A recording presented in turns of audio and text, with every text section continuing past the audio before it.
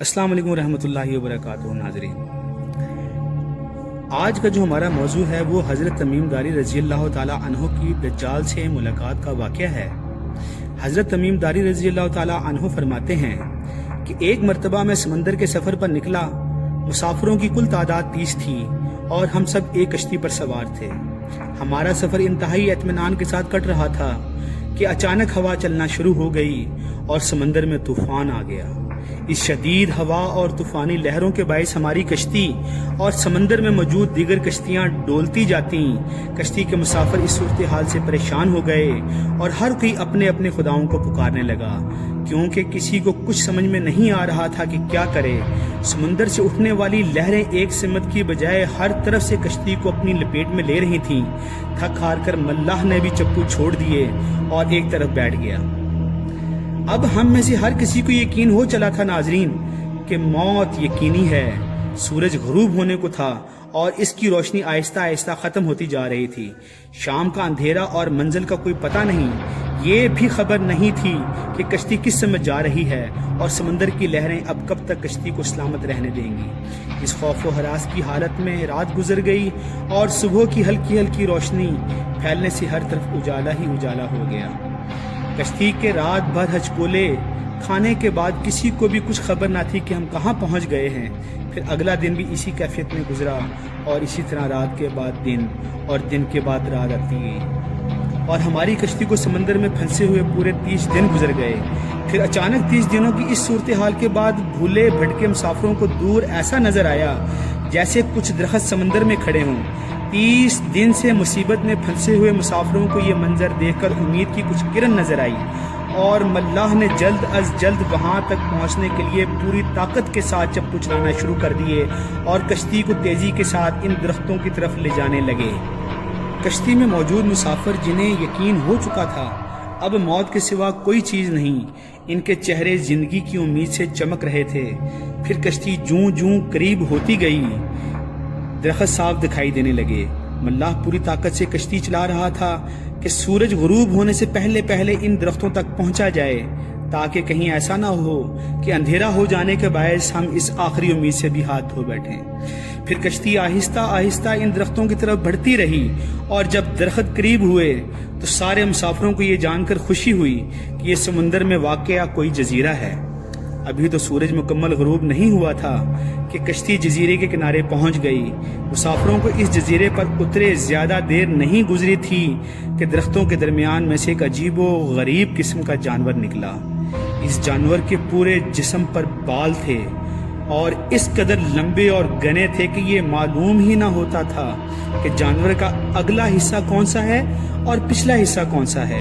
सारे मुसाफिर इस अजीबो गरीब जानवर को देखकर हैरान और परेशान हो गए और कुछ तो डर भी गए, क्योंकि इनमें से किसी ने भी इससे पहले ऐसा जानवर देखना तो दूर की बात सुना भी न था। अब इस पुरस्कार जजीरे पर इसको देखकर सब परेशानी में मुब्तला हो गए। मैं जिसके लिए जासूसी करता हूँ उसे तुमसे मिलने का बेहद शौक है, वो तुमसे बातें करना चाहता है, लिहाजा तुम मेरे साथ चलो। ये सुनकर तमाम मुसाफिर हैरान और परेशान चुपचाप इसके पीछे हो लिए। वो अजीबो गरीब जानवर दरख्तों के दरमियान बने हुए रास्ते से होता हुआ एक पुराने महल के सामने जाकर खड़ा हुआ। महल को चारों तरफ से बुलंदोबाला दरख्तों ने घेर रखा था। मुसाफिरों ने वहां पहुंचकर परेशान नजरों से उसकी तरफ देखा और फिर जानवर की तरफ सवालिया नजरों से देखने लगे। जानवर फिर आगे चला और सब मुसाफिरों को एक बड़े दरवाजे से गुजारते हुए महल के अंदर ले गया। महल के अंदर दाखिल होते ही सब ने देखा कि एक बहुत बड़ा शख्स जंजीरों में जकड़ा हुआ था और रिहाई के लिए कोशिश कर रहा था।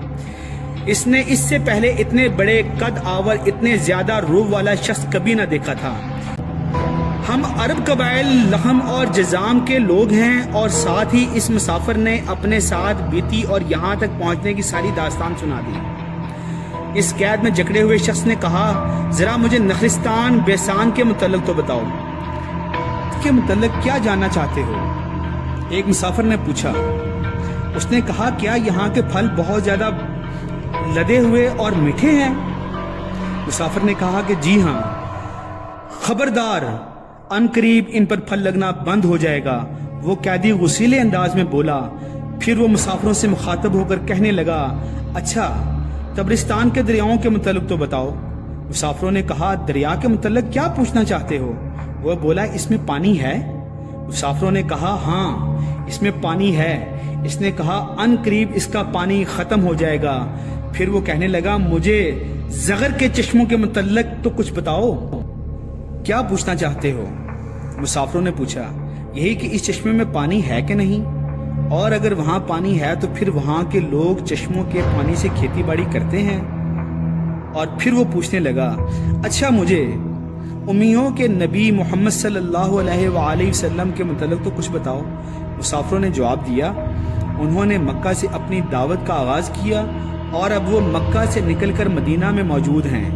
کیا وہ عرب کے لوگوں کے ساتھ کوئی لڑائی لڑے؟ اور عربوں نے لڑائی میں اس کے ساتھ کیا سلوک کیا؟ قیدی نے پوچھا۔ جواب ملا، لڑائی میں وہ عربوں پر غالب رہے اور بہت سے عربوں نے تو ان کی اطاعت بھی قبول کر لی ہے اور اب وہ خود ان کی تابعداری میں رہتے ہیں۔ یہ سنتے ہی وہ غصے سے پھنکارا اور زنجیروں کو جھٹکا دیا اور پھرانے لگا۔ پھر مسافروں کو مخاطب کر کے بولا، اب میں تم کو اپنے متعلق بتاتا ہوں کہ میں دجال ہوں، اور تمہاری باتوں سے یہ معلوم ہوتا ہے کہ مجھے یہاں سے نکلنے کی اجازت ملے گی۔ پھر میں اس جزیرے سے نکلوں گا اور 40 دن میں ساری دنیا گھوموں گا۔ دنیا کی کوئی بستی، کوئی گاؤں ایسا نہیں ہوگا جہاں سے میرا گزر نہ ہو۔ ہاں، مکہ اور مدینہ میں جانا میرے بس سے باہر ہے، مجھے وہاں جانے کی اجازت نہیں۔ میں ان دونوں شہروں میں داخل ہونے کی کوشش بھی کروں گا تو میرے آگے فرشتے رکاوٹ بن جائیں گے، ان کے ہاتھوں میں تلواریں ہوں گی اور وہ مجھ سے لڑیں گے۔ یہ داستان ہمیں ایک صحابی حضرت تمیم داری رضی اللہ تعالی عنہ نے سنائی جو اسلام قبول کرنے سے پہلے عیسائی تھے۔